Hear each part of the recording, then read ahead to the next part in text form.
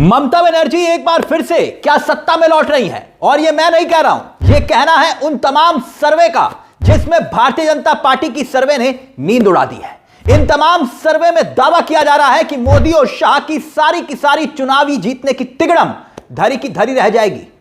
बस अब चुनाव जीतने के लिए एक रास्ता दिखता है बीजेपी के पास, और वो है SIR, जिसको लेकर एक नया खुलासा भी हुआ है। उस खुलासे पर भी हम आएंगे, मगर उससे पहले उस सर्वे पर आते हैं जिसने संकेत दे दिया है कि बंगाल की जनता आज भी ममता दीदी के साथ ही खड़ी है। देखिए, सबसे पहले हेडलाइंस देखिए, आपकी स्क्रीन पर है। तृणमूल कांग्रेस या बीजेपी, अगर आज चुनाव हो तो बंगाल कौन जीतेगा, यह है पहली हेडलाइन। अब एक और हेडलाइन आपकी स्क्रीन पर, ममता या भाजपा, अगर आज हुए चुनाव तो किसे चुनेगा पश्चिम बंगाल। आ गया ताजा सर्वे। जी हां, सर्वे आया है। देखिए आपकी स्क्रीन पर यह सर्वे इंडिया टुडे और सी वोटर का यह सर्वे आपको दिखाई दे रहा होगा, और इसमें है मूड ऑफ द नेशन। अगर इस सर्वे की बात की जाए, इस सर्वे को सही माना जाए, तो आज की तारीख में इतने सब तमाशे होने के बावजूद अगर चुनाव होते हैं तो ममता बनर्जी अपना प्रदर्शन दोहरा सकती हैं। यानी बीजेपी चारों खाने चित।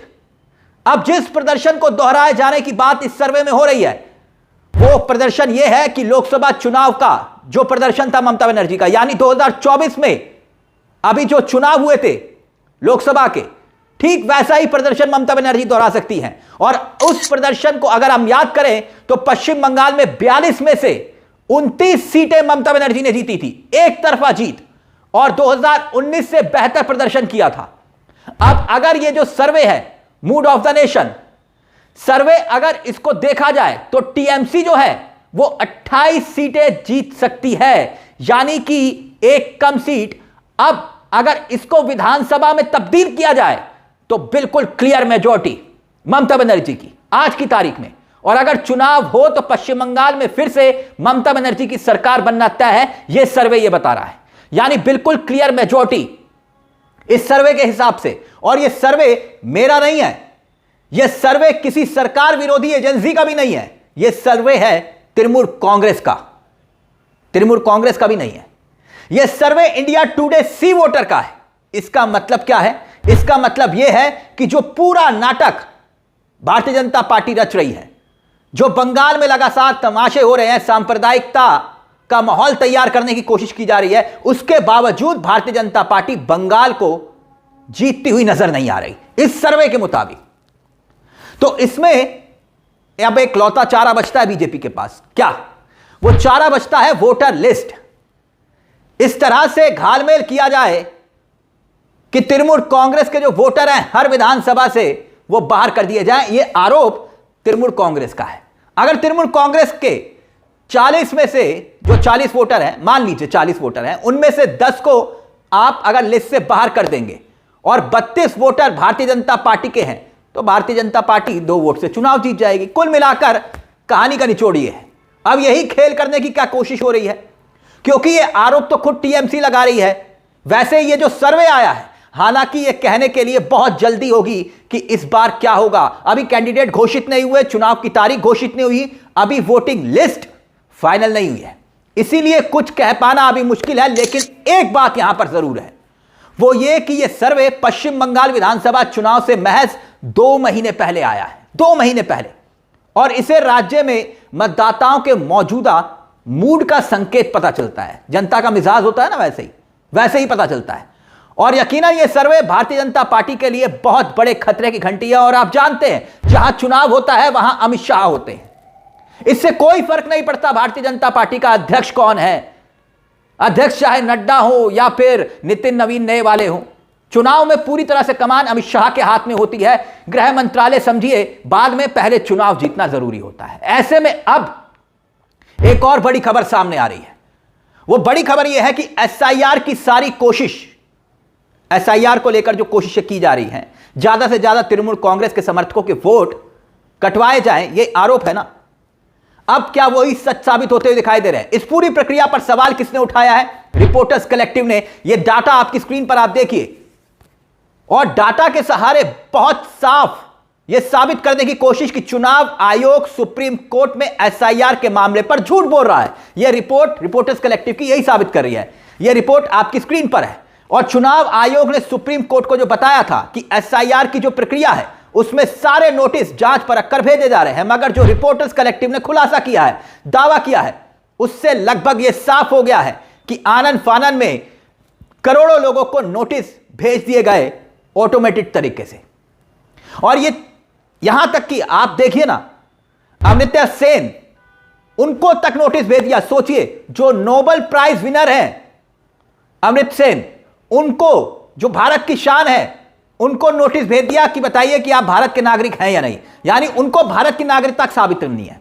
मगर अब हुआ क्या, जो सॉफ्टवेयर था चुनाव आयोग का, उसने पूरे बंगाल में 1,31,00,000 लगभग मतदाताओं को संदिग्ध माना था। ये वो लोग हैं जिनके नाम वोटर लिस्ट में होना अभी पक्का नहीं है और इनमें से कुछ ना कुछ गड़बड़ है, चुनाव आयोग ने कहा इनमें। और अब रिपोर्टर्स कलेक्टिव ने जो जांच पड़ताल की है उससे पता चलता है कि 24 जनवरी तक इसमें भारी बैकलॉग चल रहा है, आप देख सकते हैं। और 1.5 करोड़ से ज्यादा संबंध तैयार किए गए थे, संबंध की भाई जवाब दीजिए। 1.5 करोड़ से ज्यादा लोगों को नोटिस जाना था और वहीं सिर्फ 95 लाख लोगों के आसपास नोटिस भेजा गया। सोचिए कितनी बड़ी तादाद। अभी 60 लाख लोगों को लगभग नोटिस भेजा जाना बाकी है 24 जनवरी तक, यानी कि बीते 30 लाख वोटर इस कार्रवाई में शामिल हुए हैं। यानी आप समझ लीजिए कि 1.25 लाख वोटर अभी इस प्रक्रिया में, इस कार्रवाई में शामिल ही नहीं हुए हैं। और इस प्रक्रिया के शुरू होने के बाद अभी महज सिर्फ 20% इसमें काम पूरा हो पाया।